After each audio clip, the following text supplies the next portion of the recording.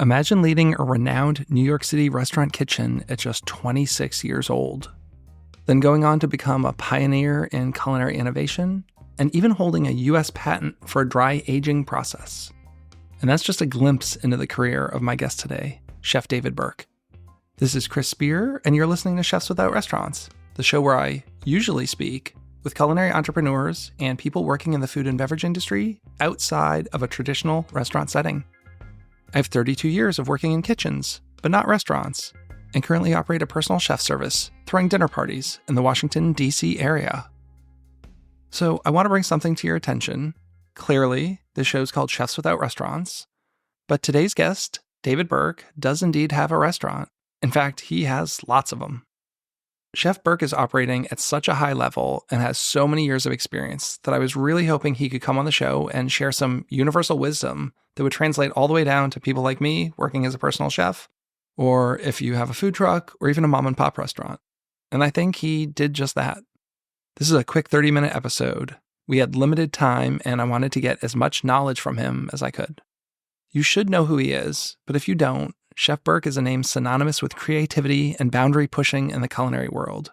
From leading kitchens like the famed River Café to opening numerous restaurants across the country, Chef Burke is a true culinary innovator. We talk about everything, from making the most out of kitchen byproducts, like how his iconic Pastrami Salmon came to be, to the changing landscape of fine dining and fast casual. We get into how he built a restaurant empire and continues to push culinary boundaries after decades in the industry. So whether you're an aspiring chef or a seasoned pro, there's so much to learn from Chef Burke's insights on creativity, business, and adapting to a rapidly changing industry. So if you enjoy the show, make sure to subscribe on your favorite podcast platform and leave a review.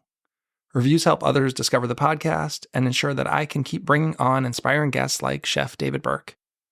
And if you really enjoy it, please share it with your fellow food entrepreneurs. And if you're the kind of person who doesn't skip the intro and you're still here, I just wanted to give you a heads up. I'm going to be coming up on my 5-year anniversary of this show and 250 episodes. I got some special things lined up and a pretty big announcement coming soon, so stay tuned for that. Hey, David, welcome to the show. Thanks so much for coming on. Nice to be here. How are you? I'm great. This is such an honor today as someone who myself, I've been in the food industry for a little over 30 years now. You're quite an icon. So I'm totally pleased and honored to have you here today. So this show is geared towards smaller food entrepreneurs, quite often solopreneurs, something that you're not. You have, it seems like a million concepts. You've got restaurants, you've got cookbooks. I see you even have a patent for a dry aging process. I mean, you've got a lot of pans, is it irons in the fire? Maybe we should say pans in the fire. So I'm hoping we can translate some of this over today to maybe the small food entrepreneur. All right. Yeah. I guess starting, at a very young age, you were leading a pretty big kitchen in New York City, which is no small feat. How was that experience for you? Kind of starting out leading a big team at such a young age? Well, I started young, and I had some really strong experience with some good places and a variety of different types of jobs before I took over the chef job at the River Cafe. A couple of them were working in a home where I was a private chef. I did that right after my graduation from the CIA. I went to Norway and worked for a summer as a private chef. And then during school at the CIA, I worked on the weekends as a private chef. I say that because as a private chef, I learned that I had to cover my butt for everything.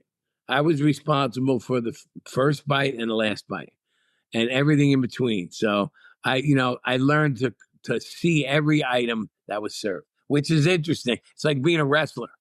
You can't blame it on the team. You lose a match, you lose a match. You're the only chef back there in a private house. If they don't like it, it's your fault. If you didn't make it on time. So there's a sense of organization and you get that confidence also and enthusiasm and the desire to impress because it's a one-on-one experience. You're cooking for people. They know you. It's not behind the kitchen door. So I think it's important, that part of it. I didn't realize that till later on. And then I went to Europe and I saw things. But then I was also the sous chef at the River Cafe for 2 years before taking over, which which is the only way you really can do that at a young age. Because if I went in as my first chef job without being the sous chef, I wouldn't have known how the place operated. So because I had that training as number two under Charlie Palmer, I didn't think I was ready, but the owner did. I would have never even asked for the job. I said that I wasn't ready to be a chef because I didn't have pastry training, which I wanted to be a pastry chef as well as a chef. But because we had 9 months notice before Charlie went to open Oriole, I went to pastry school in Paris and he paid for it. And that was part of our deal. Well, working under someone like Charlie Palmer, I mean, that's very different than quite many of the restaurants out there. You know, I can't imagine having a better mentor and someone to guide you and work under. It's very different than taking over the chef job at some random restaurant. Yeah, well, the River Cafe, there was Larry Forgione, there was Charlie. And then I came by, and I had the fortunate experience of working under Charlie Palmer's old boss for 2 years before Charlie. So there was a lot of similarities already. There was a guy named Wally Maloof, who's a great chef, who also went to the CIA as a dean, and I think he's semi-retired now. He was Charlie's boss at La Côte Basque way back when. That's how I met Charlie, because Charlie would come to dinner at the restaurant Wally was a chef at, because he was at a country club, and I would cook for Charlie on Sunday nights when I was running the kitchen. So I knew the technique, I knew the sauces, I knew some of the things that Charlie, his base foundation at La Côte Basque was based on. So we spoke the same language, I guess. Well, you're definitely a chef, obviously, but you're also a restaurateur. And I think one of the things that I find interesting is so many of us get into this business because we love cooking, the actual craft of cooking and food. But as you progress, you move up. And even if you're at the same location, quite often the executive chef doesn't cook. We're more of a HR admin kind of people. You're behind the scenes. I think a lot of us struggle with that, the craftsmanship of wanting to be in the kitchen all the time, cooking, creating, versus this is a business. I need to move up and start focusing on that. And I'm sure you're in the position now where you're managing dozens of things. What was that like for you, kind of stepping away from the stove and into more of a business role? Even as a chef, early on, not at the River Cafe, but when I became a smaller partner with Park Avenue Cafe, and then when I owned David Burke, I had a lot to do with the design, the marketing. I learned about that, not necessarily the budgeting, but I was naturally good at budgeting, kitchen payroll, and cost control, because that was just natural to me. Food cost. I mean, I knew how to make scrap sell. I knew how to take the byproduct and turn it into a signature. And that's where the gravy is.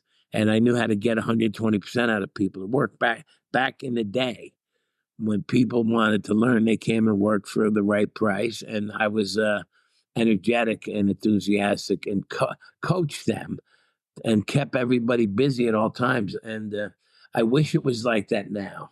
Why do you think it's not like that now? Why? What's different? I think, back in the day, and, I don't want to sound like the old guy that, but back in the day, most of the people that walked through the kitchens I worked wanted to be chefs, and they were willing to take a pay cut or to come in and learn. They understood that the schooling wasn't the school. The schooling was the chef you worked under after school. And that's the sacrifice. Take a little less money, continue to learn, be part of a really intense team of winning every service and breaking the rules and doing new dishes. And this is in the 80s and 90s when, Instagram wasn't around for the satisfaction. Nobody, that wasn't the motivator. And at my age, deciding to be a chef in the 70s, late 70s, most of the people that wanted to be chefs, to your point, wanted to be craftsmen. We had a need. We like to impress. We're in hospitality. We're hospitable. We're show-offs. We like the adrenaline of running a kitchen, and I equate that to being the quarterback. So when I was the player or the quarterback, you control the food, the kitchen, the flow, right? All that. Then you get older, you become entrepreneurial. Then you're the coach. But you're not in the game. you're not in the game, and you have to, and you're questioning why the quarterback below you or the chef might not be as good, or for sure isn't as good, or doesn't understand the way you really think, right? Unless someone's with you for 4 or 5 years, which is hard to keep people in one under one umbrella, because when they work for guys like me and others, they get poached. All of a sudden, it's like, oh, you're his chef de cuisine, you're his sous chef. I got an opportunity for you, right? So it's hard to keep giving, giving, giving. So that's the cycle. But also, I think that as the industry changed for the better, mostly with the celebrity chef status and the TV and the being respected as a chef. Which when I decided to be a cook chef, my parents were shocked, my coaches were shocked, and my neighbors were like, why the hell would anyone want to be a cook? There was no such thing as a celebrity chef. Julie Child and the Galloping Gourmet and Jacques Pepin were around, but there was nobody, there was no Wolfgang, there was no Flay. There was no, nobody had their names on pots and pans back then. It wasn't an entrepreneurial job, right? And nobody called you chef on the street like they do now. So now it becomes cool, and nobody had tattoos on them, right? The people with tattoos were the bikers, the ex-cons, and the military guys, and this and that, right? And the sailors. Now it's the chef with the tattoo, and the culture has shifted, which it's fine by me. But I think that a lot of people got into the industry because people adored chefs, and they said, oh, chefs are cool. These are the new rock stars. But not understanding that the amount of effort that has to go into this as a craft, and more importantly, understanding that it is a lifestyle. If you really want to be good at it, it is time-consuming, all-consuming lifestyle. And then when you start to become the owner and the coach, it's harder than just being the chef, because you got to fix all the things. You got to watch all, you're in business to be in business. And it's harder to run the payroll now. It's harder to get 120 out of each individual, 120%, because of their passion and the fact that they want to come in and make a difference. That's my findings. That it's cool to be a chef. A lot of people getting into the business want to do the Instagram. They want the pictures.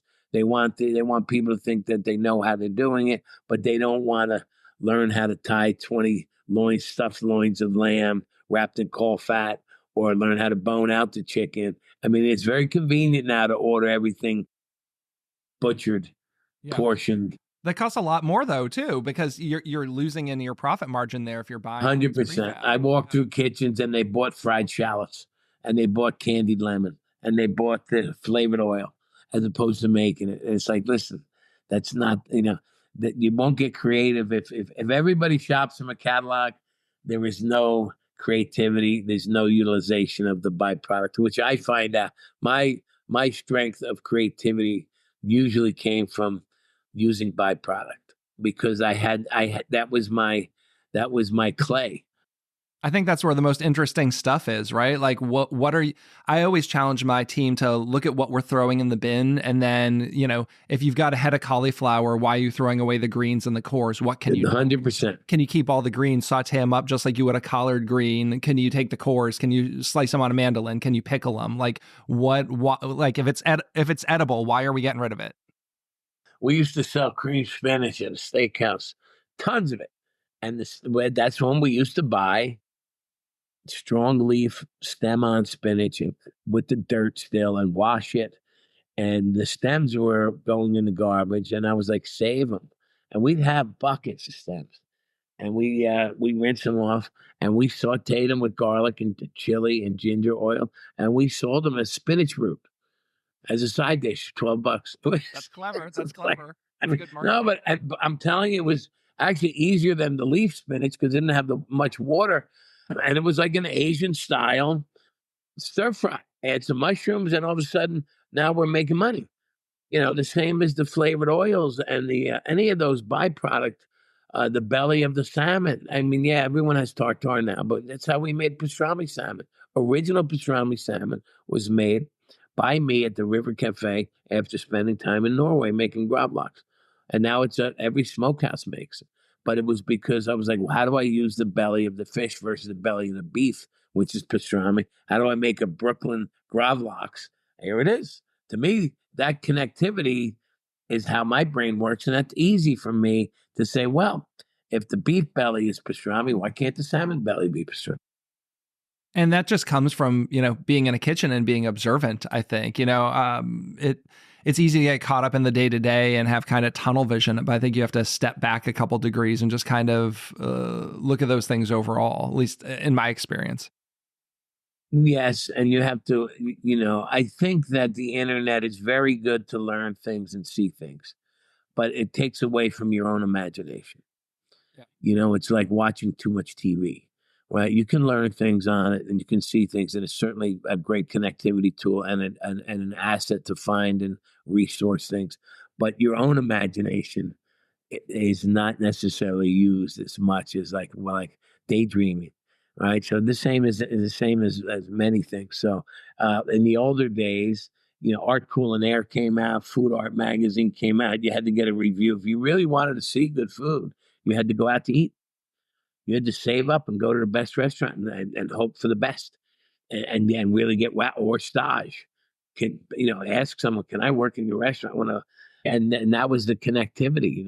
And then you had the nomad sous chefs that would go from place to place, saying, "Oh, you got to see what John George is doing, or what Burke is doing, or what Alfred Portali's doing over at Gotham with the architectural food, and back, and then sometimes the messenger." Was the sous chefs or cooks that bounced around from the better restaurants saying, "Oh no, they did this at the River Cafe. This is how they make tomato oil. This is how John George makes his chocolate cake." And all of a sudden, you're listening and saying, "Oh really?" And I kind of miss those days. I absolutely miss being in the kitchen and being part of a player on the team, meaning cooking. I don't miss it 70 hours a week. But I miss, because if you're not in your kitchen with your hands in the pie, you're not solving the problems or watching or getting the next creative dish, because that's how you mold your dishes. Yes, I can sit on a plane and create a menu. I can add this and that. I can do research, which I'm doing research on some Middle Eastern food now for a concept. And I've got halva in my refrigerator for a halva Sunday, and I've got some phyllo things. I'm working on a Brussels sprout baklava as an appetizer. Things that are like, I'm just kind of tweaking things. So it's interesting how I do it, because I'm printing out menus, I'm connecting dots, I'm asking this, I'm saying, why not this, why not that? And it's like writing a book. It's a coach making the plays, right? You're writing your menu, and then we say, okay, well, this is what we need. Then we shape that on paper, and then we go to work and start. We're going to make our own pita bread. How do we do that? Can we put some saffron in the water for pita bread, or some curry? And then you start to play, and we're developing that now. And that's really fun. Where do you see the landscape these days? Like, you have quite a extensive background in fine dining, but you've also opened some fast casual. I think that's something, I'm seeing a lot of people who have maybe this more fine dining restaurant opening either a second concept that's more family friendly, a lower price point, or completely getting out of fine dining. Where are you seeing things right now? Well, a few years back, I'd say 20 or so, people had fine dining restaurants. They spent even especially the Michelin guys, they got their 3 or 4 stars. They did the fine dining. They dedicated there, and all of a sudden they realized there's not a lot of money in it, unless you're at a certain level. So they open a steakhouse where there's money in a steakhouse, and or they open a bistro where they don't need the $150,000 or the $100,000+ managers and chefs. And the pastry chef. I mean, listen, I remember when I had a pastry chef and he had 3 assistants. We had this and that, it's like, and as the economy's changed, you don't see restaurants with pastry chefs anymore. Not all of them. No, you have a garde manger guy who maybe dresses something up. They're making salads and desserts quite often. Well, here's the issue also with the chefs, the modern day chef. Most of them don't know how to make dessert. Nor do they care. That's the shocking thing. It's like, well, when are you going to learn? I mean, you're supposed, if you're the chef, you should know 7 desserts, 7 basic, couple custards, couple cakes, a couple meringues, how to make crepes. You should know some, and then 5 variations of those 10 items. Okay, you can make 50 desserts. pat a shoe, whatever it is, but they don't seem to care. I'm like, well, if I have to hire a pastry chef and a chef, the chef can't make as much.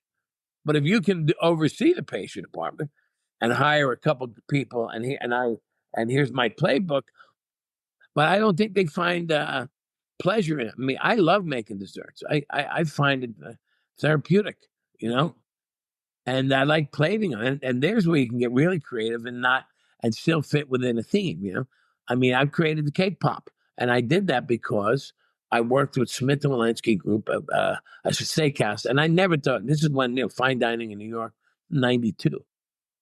And I'm looking at the way people eat. I'm like, okay, you have a wedge salad with bacon and blue cheese. First of all, you get a loaf of bread, right? You get a wedge salad, then you get a steak with a baked potato with blue cheese and bacon and more junk on it, or hash browns or cream spinach. Then you get a wedge of cheesecake. It's like, that's the most unhealthy meal in America. Yet that's what America. So I was like, why don't we put shareable cake pops on a cheesecake on a tree for a steakhouse concept, and it comes out of the kitchen in 5 minutes, where the dessert sales in steakhouses were 10% back then, maybe 15, and get something out there that you can share to help you digest, but it's not as much fat and fat and fat. And you look at things, and the way we don't necessarily eat correctly, so there was plenty of room for creativity on the plate, but also in creativity in the service and or the design of a dish and how it comes out. If you had to, and this is probably challenging, but if you had to do one thing today, what would it be? Like if you were starting from scratch, you knew you wanted to build some food concept, where would you start? I'd start with building a team of people that have the same vision. Maybe they want to be partners, maybe not, but I would not have the standard format of a front of house and back of the house. Everybody would do everything.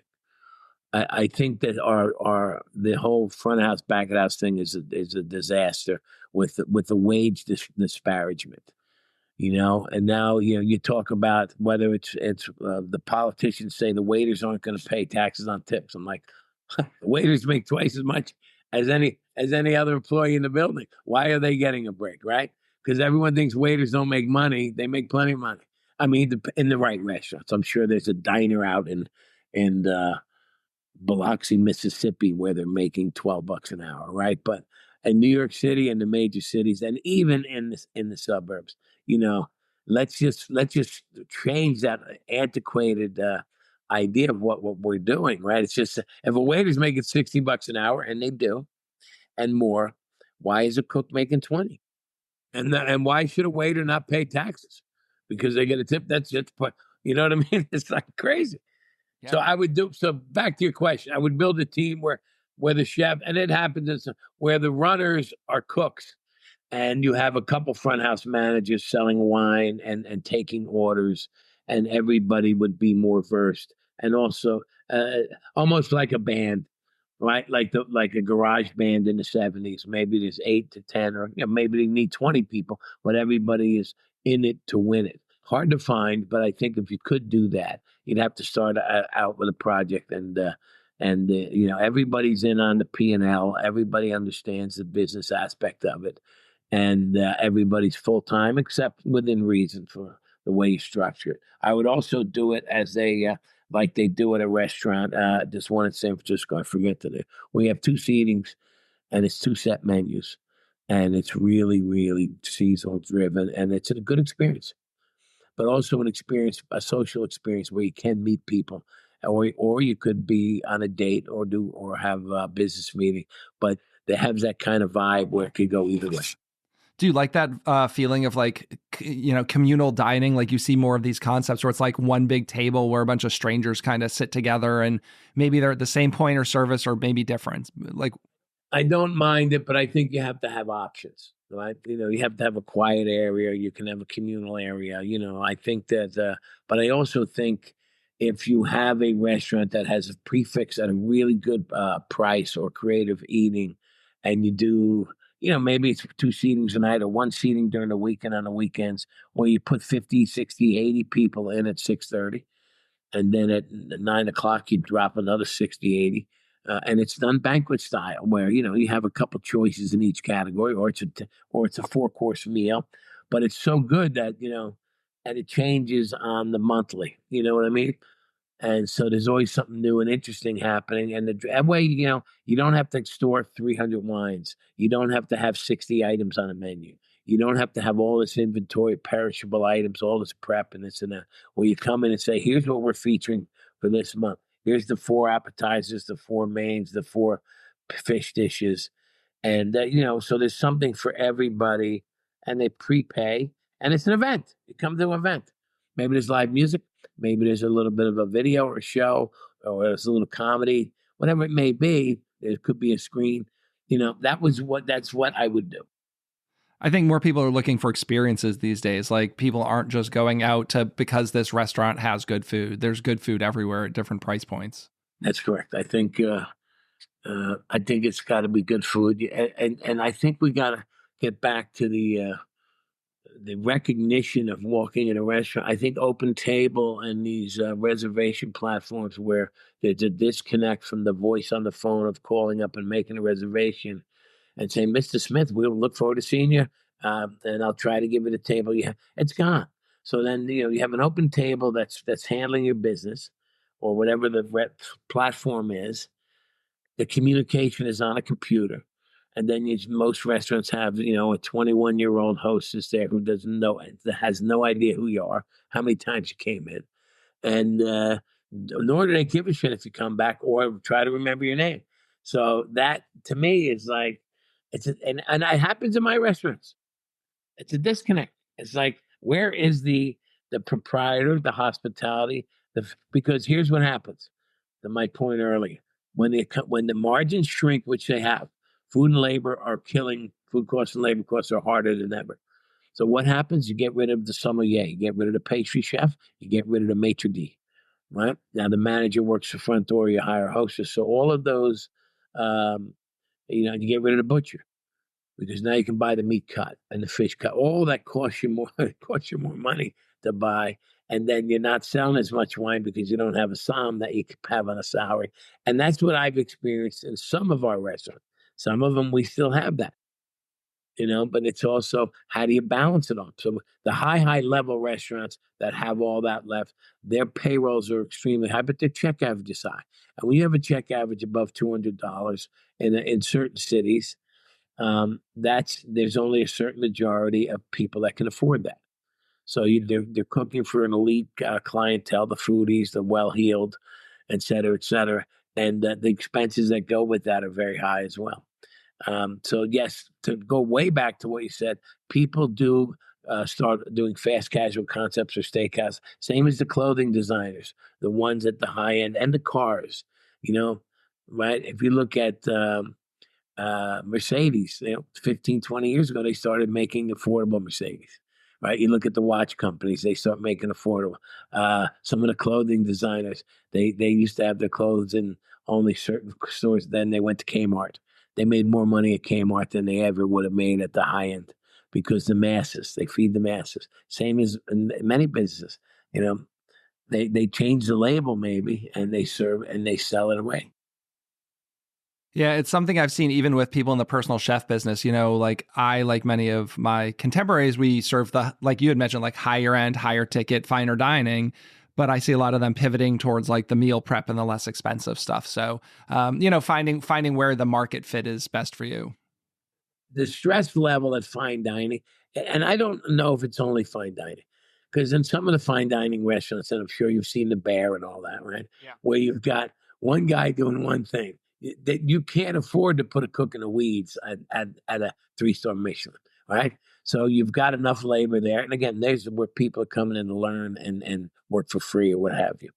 But when you're at a middle of the road restaurant and you're turning and burning, there's the real athlete cook, right? There's the piano player or the drummer on the line putting out XYZ with precision and good fit. And that's fun. When you're a line cook at a certain age, that's fun.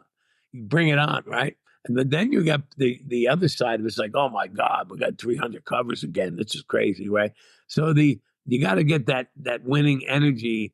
You got to get the find the people that say, "Chef, give me the ball. I'll do the special. I want to be. I can take another dish. So and so called out sick. I'll pick up his 2 dishes. That's what you want, and that's the culture you got to build. And but there's so many moving parts in the restaurant business. That there's things that could go wrong, what will go wrong, and there's also the joy of having a really good night or changing a menu. I mean, there's a lot of highs and lows, right? And that's part of what we thrive on, and that's the creative aspect and the personalities that are in this business for a long time. There's never a dull moment. Never. Well, when all is said and done, what do you hope you're remembered for? You've done a lot of things, but is there 1 or 2 singular things that you're really proud of and that you want people to say, yeah, that's what David was all about? I'm writing a book now, and I'm reading some of the quotes from people that have worked for me, because I had my writer call 100 of them, chefs and people I've worked for and this and that. And I think that I what I'm getting out of that is that I've taught a lot of people that they can do what that they thought they couldn't, right? How to think outside, but there was no box.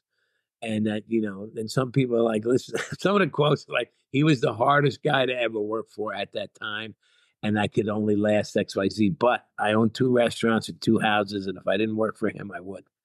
So there's kind of that thing. And I've never really thought about that question, but it is a good question. And I would think that mentoring and teaching people would be one of them. I mean, I'm certainly a creative guy, and but I think hospitality is saying yes. I'm a can-do guy. Let's do it. Well, thanks so much for coming on the show. Is there anything you want to leave our listeners with before we get out of here today? Support the local restaurants. Support the local restaurants. That's a great cause. Support the independents, because it's harder than ever, and we're competing with chain pricing, and and ask questions. And then get to know the local loves, support the locals, because even though the local chefs, we all compete with ourselves locally, it's hard for us to compete with the chains. The chains are the buying power, and it's not always about price, right? Yep. Nice to meet you. Thanks for coming on the show. It was an honor having you today. Thank you for the compliment. You're still here? The podcast's over. If you are indeed still here, thanks for taking the time to listen to the show. I'd love to direct you to one place, and that's chefswithoutrestaurants.org. From there, you'll be able to join our email newsletter, get connected in our free Facebook group, and join our personal chef, catering, and food truck database so I can help get you more job leads. And you'll also find a link to our sponsor page, where you'll find products and services I love. You pay nothing additional to use these links, but I may get a small commission, which helps keep the Chefs Without Restaurants podcast and organization running. You might even get a discount for using some of these links. As always, you can reach out to me on Instagram at Chefs Without Restaurants or send me an email at chefswithoutrestaurants@gmail.com. Thanks so much.